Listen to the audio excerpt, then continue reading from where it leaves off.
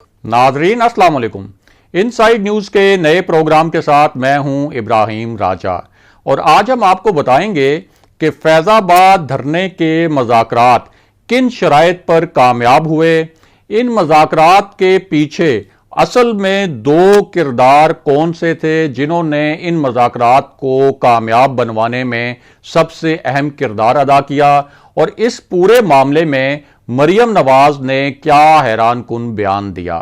अगर आप इन खबरों की तफसील जानना चाहते हैं और आने वाले दिनों में भी अहम मामलात से आगाह रहना चाहते हैं तो हमारे चैनल को सब्सक्राइब कीजिए। और अब बात करते हैं आज के मौजू पर। तो सबसे पहले आपको बताएं कि ये जो फैज़ाबाद का धरना है, इस पर मरियम नवाज ने एक बहुत ही हैरान कुन किस्म का बयान दिया,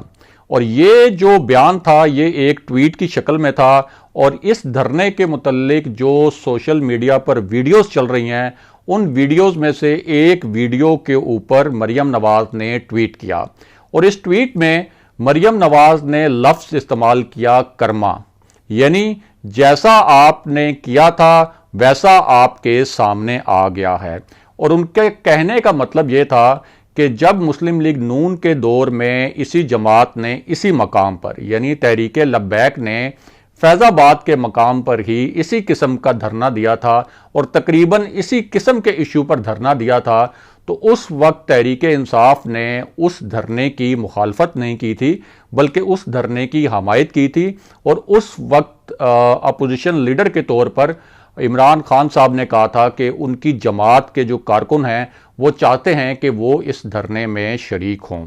इसके अलावा उस वक्त जब नून लीग की हुकूमत ने, एहसन इकबाल उस वक्त वज़ीर दाखिला थे, तो उस वक्त जब नून लीग की हुकूमत ने उस धरने के खिलाफ पुलिस ऑपरेशन किया था, तो जब एक तशद्दुद की सूरत हाल पैदा हुई थी, तो उस वक्त army chief general Qamar Javed Bajwa ने उस वक्त के प्राइम मिनिस्टर शाहिद खाकान अब्बासी को फ़ोन किया था, और उस फ़ोन के मुतल्लिक एक प्रेस रिलीज़ जारी किया गया था। और उस प्रेस रिलीज़ में ये बताया गया था कि इस वक्त जो तशद्दुद की सूरत हाल है, यानी वो जो पुलिस ऑपरेशन है उसके बाद जो सूरत हाल पैदा हुई है, उससे जो कौमी यकजहती की फ़ज़ा है उसको नुकसान पहुँचेगा। तो ये पूरा वो पस मंज़र था जिस पस मंज़र में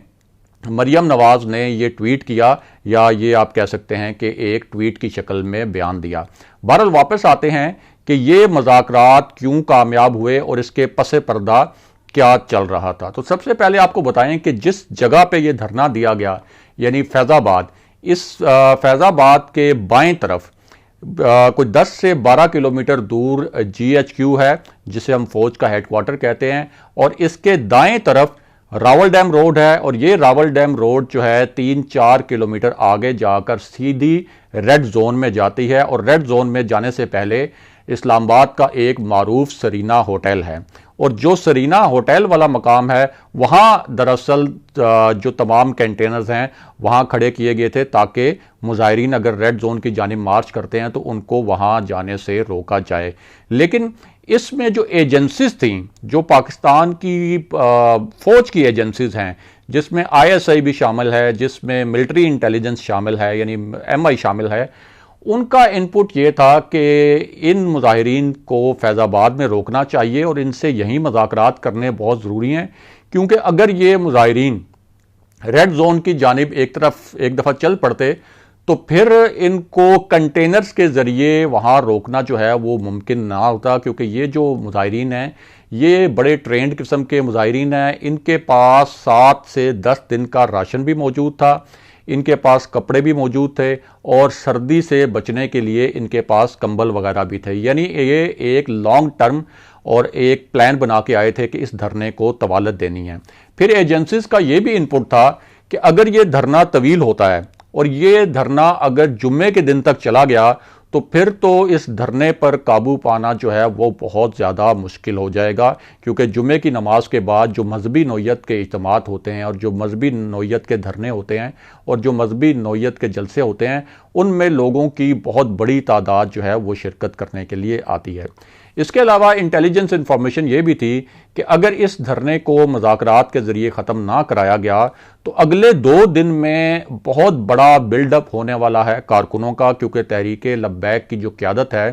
اس نے یہ کال دی تھی اپنی مختلف شہروں میں جو قیادت ہے، مقامی قیادت، اس قیادت کو کہ وہ اپنے کارکنوں کو لے کر فوراً فیض آباد پہنچیں. تو جتنا یہ معاملہ ڈیلے ہوتا اتنا جو ہے یہ کراؤڈ جو ہے وہ بلڈ اپ ہوتا. اس کے علاوہ ایک تجویز یہ تھی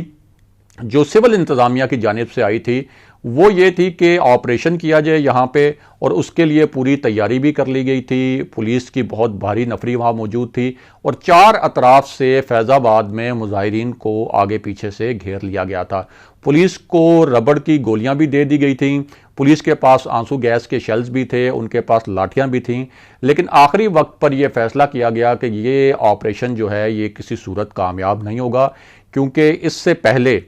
بہت بڑی تعداد میں آنسو گیس کے جو شیلز ہیں وہ مظاہرین پر برسائے گئے تھے صرف ایک دن پہلے. لیکن ہوا یہ کہ مظاہرین جو ہیں وہ ان سے منتشر نہیں ہوئے، بلکہ مزید جو مظاہرین تھے وہ فیض آباد میں اسمبل ہوئے، یعنی فیض آباد پہنچ گئے. اور وہ جو شیلنگ کی گئی اور وہ جو تشدد کی صورتحال تھی جو پولیس کی جانب سے پہلے شروع ہوئی اور بعد میں کارکنوں کی جانب سے بھی پتھراؤ کیا گیا پولیس پر، اس میں 200 کے قریب جو ہیں وہ مظاہرین گرفتار ہوئے، اور پھر پولیس والے بہت سے زخمی ہوئے،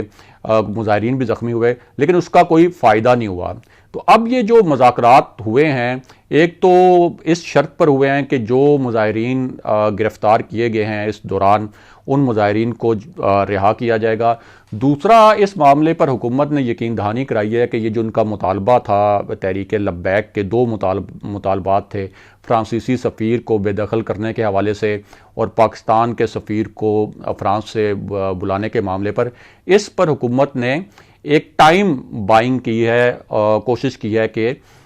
یہ کہا جائے کہ ہم اس کے اوپر غور کریں گے، تاکہ فی الحال کسی طریقے سے یہاں سے تحریک لبیک کے جو کارکنوں کو ہے وہ اٹھایا جائے. کیونکہ اس سے پہلے تحریک لبیک کے کارکن جس طرح سے یہاں پہنچے ہیں اور انہوں نے مختلف شہروں میں جتنے کنٹینرز لگائے گئے تھے اور جتنی رکاوٹیں لگائی گئی تھیں، وہ سب کنٹینرز اور وہ جو رکاوٹیں تھیں انہوں نے اڑا کے رکھ دیں. اور اس سے یہ اسیسمنٹ کی گئی کہ تحریک لبیک کے کارکنوں سے مذاکرات کرنا بہت ضروری ہے. اور یہ اس وجہ سے بھی بہت زیادہ اہم ہے کہ جو فیض آباد ہے یہ اسلام آباد میں داخل ہونے کا مرکزی راستہ ہے.